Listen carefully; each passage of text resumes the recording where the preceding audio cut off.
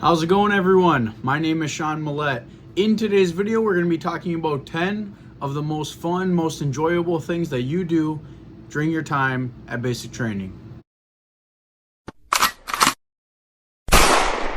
Before we get into today's video, smash the like button, drop a like, comment something down below, maybe your favorite experience at basic training, or if you have any questions or comments, and also make sure you subscribe. Starting out with something that I believe just about anyone actually enjoys doing, and probably one of most people's favorite parts of training, is the confidence courses. This is done very early on at the beginning. Obstacle courses is another name, but it's pretty fun. It's kind of just like playing on a playground. You're maneuvering these obstacles. I mean, you're testing your strength a little bit and maybe getting over some fears. There are some things where you got a fear of heights, that might play a little bit of a role, or just other things, but it really is meant to build confidence. There's a couple other team ones that you do. So I think all of those things are really good activities to kind of start out your basic training experience. Red phase is the hardest part of basic training, your first 2 weeks. And so by doing these confidence courses, soldiers are going to build confidence in themselves, and some of the team exercises that you do are going to help you work better with the people that you are surrounded with. Number 2, we also have another event that goes on during red phase at basic training, which is the gas chamber. Now, disclaimer, I might have had a much different experience than most people, and I totally understand that. I somewhat thoroughly enjoyed it. I looked forward to it. Usually by this time, everyone has gotten their shots at reception, and you're about a week or two in and everyone has a cough, maybe a runny nose, kind of like a cold essentially. And the gas chamber, I think a lot of people can vouch for this, is it clears up your sinuses like no tomorrow. So it's kind of nice to have that. And I actually asked my drill sergeants when I was at basic training if I could go again, and they would not let me. They said no, unfortunately. But I know a lot of people, they didn't really enjoy it. But I do know people love to talk about their experience in the gas chamber. It's something that any service member can relate to, especially in the Army. I'm not sure about other branches. But it's just one of those things that right off the gate, you don't know what to expect, and you get through it and you're like, oh, it wasn't as bad as I made it out to be, but we did it.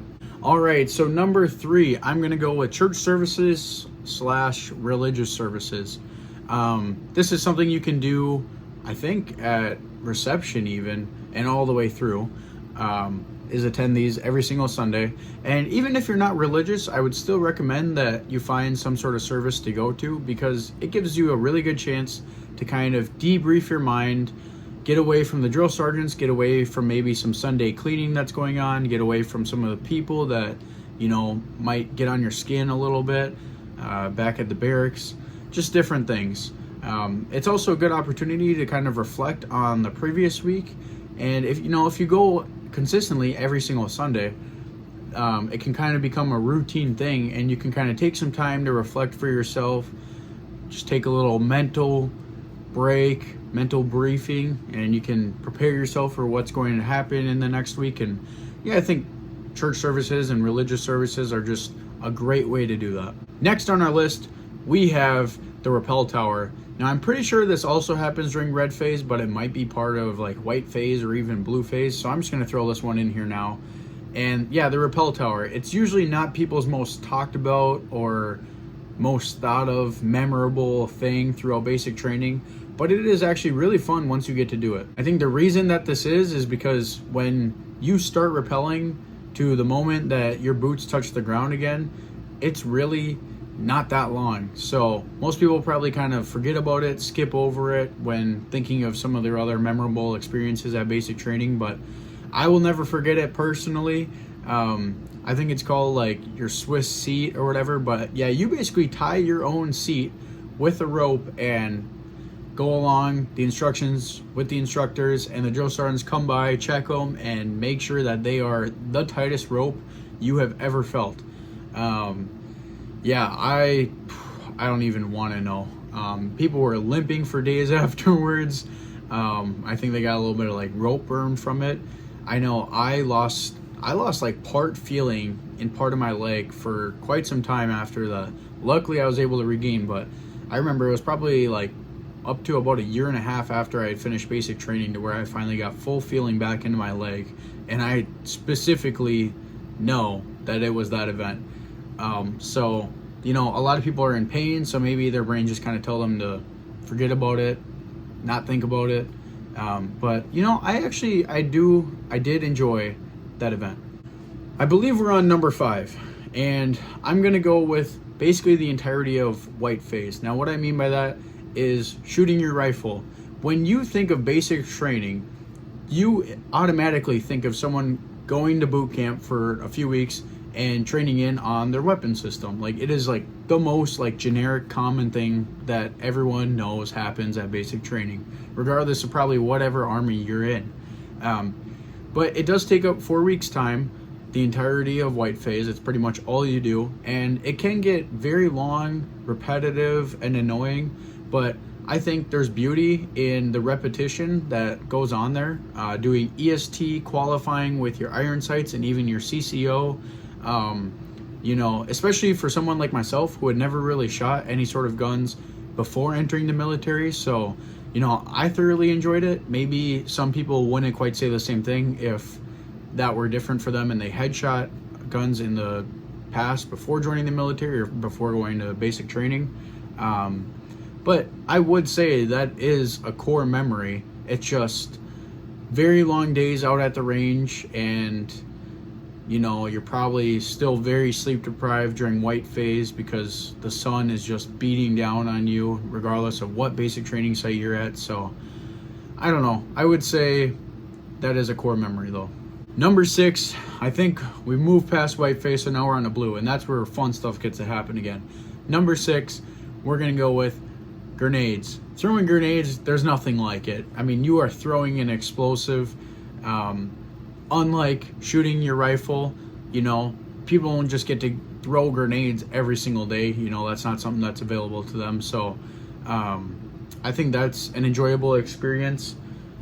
Getting to do that, learning how to do that, everything that ties in with that, it's very fun because by this time, you know, you've known that this is going to happen. You've waited, you've now reached blue phase, and now this is something you get to do. And blue phase goes by really fast because of all the fun things you get to do in it. So yes, I would definitely say the grenade range is a lot of fun. It's fun throwing a grenade, I'm not gonna lie. On to number 7, which is something else that happens during blue phase, which is snick at night. I mean, there's nothing like it. That is probably my favorite experience at basic training. For those that don't know what it is, you are low crawling with barbed wire over your head, and there are rounds being sent over, tracer rounds being sent over. You know, it looks, when you kind of like peek up at it, it looks like it's going like right over your head, but they are higher than that, trust me. But it's really cool. It's like watching like a big fireworks show as you're having this big culminating event to the end of your basic training. And yeah, I don't know, I had a lot of fun doing it. I think a lot of people that I know had a lot of fun doing that, and it is really just one of the key topping moments that goes on towards the end of your basic training cycle. Now I know that this is only number 7, so I'm gonna have to do some backtracking after this, but who doesn't love Family Day? Like, are you kidding me? Family Day, you're not graduated yet, so it's still part of basic training. So I'm throwing that in there because everyone looks forward to it. And, you know, regardless if you have family or not that comes to your basic training, you get an entire day after spending all summer on this post to not get to do whatever you want, but to do a lot more than you ever could previously. I mean, you get to go finally eat some real food for once. You have choices of what to eat. That's something that you haven't had in a while. What else? You get, if your family does come, you get to spend time with them, and it's really nice seeing those family members after being away from them for so long, and you know, maybe getting a phone call here or there for not very long, and writing letters back and forth that take forever to get to and from you and them. And you know, all those other things. So family day, it's still a part of training. It's still everyone gets to experience, you know. Yeah, so like I said with that last one, we're gonna have to backtrack for these last three. I think for number 8, I'm gonna go with kind of like PT and fitness tests. Now, the reason I put that there, you know, it is not everyone's most enjoyable favorite part of basic training by any means. Some people really hate working out, but if you're joining the Army, that's part of it, man. So you're gonna have to get used to it. Anyways, the reason I say this is because you get to single-handedly watch how you are progressing through your physical fitness journey at training and see how your scores get better throughout. I remember each time after we took a fitness test, our drill sergeants a day or two later would come post it up in our bay. Maybe this was just a thing that the guys did, but we were all so concerned with what we got on each event, and we were like dissecting that thing like no other. You know, we knew if you asked us any time of day what our score was on this event, we would have been like, there it is. I got this on my 2-mile run. I got this on my push-ups, whatever. So yeah, and then seeing that progression throughout basic training, I mean, it's pretty hard not to go a long way when you are doing PT just about every single morning, when you are eating on probably a better diet than most people eat when they are not in the military or not at training. So yeah, I would say there is something to be said about that. All right, number 9 is the Warriors Dinner. Now, people probably have called us many different things, but you'll know what I'm talking about. It is the dinner, like the Last Supper type of vibes. It's where you get to like literally eat anything in the DFAC. There's no limit. You're not rushed. The drill sergeants aren't in your face. You have time to eat your meal, and you get dessert. You get everything. You get, I don't know, what are there? Chips, cereals, like it. It sounds crazy to someone that isn't in the military watching this, like getting chips, like. But trust me, it is different, and it's a freedom that you get for this one meal, and that you didn't have the entire summer at basic training or the entire time you were at basic training. So yes, the Warriors Dinner, how could I forget? That is something that a lot of people look forward to. However, after it actually happens, they kind of regret overeating, and a lot of people end up spilling out that dinner because their body is not used to handling that much sugar at one time. Number 10 is graduation.